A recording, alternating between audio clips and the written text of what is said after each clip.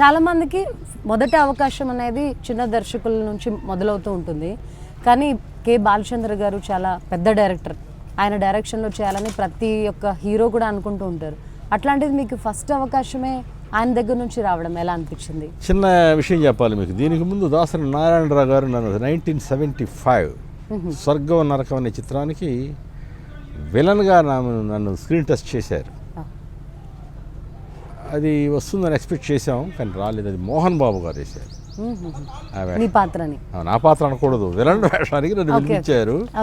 మోహన్ బాబు గారు screen test చేశారు. అందులో మోహన్ బాబు గారు సెలెక్ట్ అయ్యారు. నేను ఆయన చూసాక హీఈస్ రైట్, ఆయన కరెక్ట్ అనుకున్నాను. నాకు అనిపించింది. నాకంటే అతనే బాగున్నాడు, హైట్, మంచి పర్సనాలిటీ, అతనే కరెక్ట్ అనుకున్నాను నేను. బాలచంద్ర గారి డైరెక్షన్లో చేసి ఆ తర్వాత బాలచంద్ర గారు. ఇది 75 నేను చెప్పేది స్వర్గం నరకం.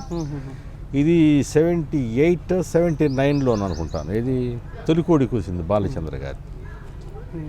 మీ బాబుకు కూడా బాలచంద్ర మహానుభావుడికి దేవుడు. నాకు చిత్రరంగంలో నన్ను ప్రవేశింపజేయడానికి ముఖ్యమైన కారకుడు ఆయనే కనుక నాకు దేవుడు కనుక అలా గుర్తుండిపోవాలని నా బిడ్డకి ఆయన పేరు పెట్టుకున్నాను, కె బాలచందర్. అదృష్టం ఏంటంటే ఆయన ఇంటి పేరు కె బాలచందర్, మా ఇంటి పేరు కూడా కె బాలచందర్. ఎస్, కోఇన్సిడెన్స్ ఉంది సర్నేమ్లో. మామూలుగా డైరెక్టర్ అవకాశం ఇచ్చిన తర్వాత ప్రొఫెషనల్గానే మనం చూస్తుంటాం, ప్రొఫెషనల్గా గాడ్ ఫాదర్ అంటూ ఉంటాం.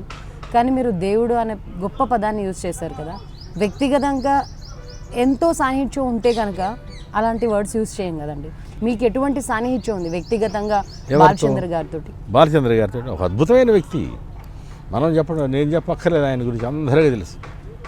బాలచంద్ర గారంటే ఏమిటి అన్నది అందరికీ తెలుసు. చిత్ర పరిశ్రమ మీద క్షుణ్ణంగా అన్నీ తెలిసిన వ్యక్తి, గొప్ప వ్యక్తి.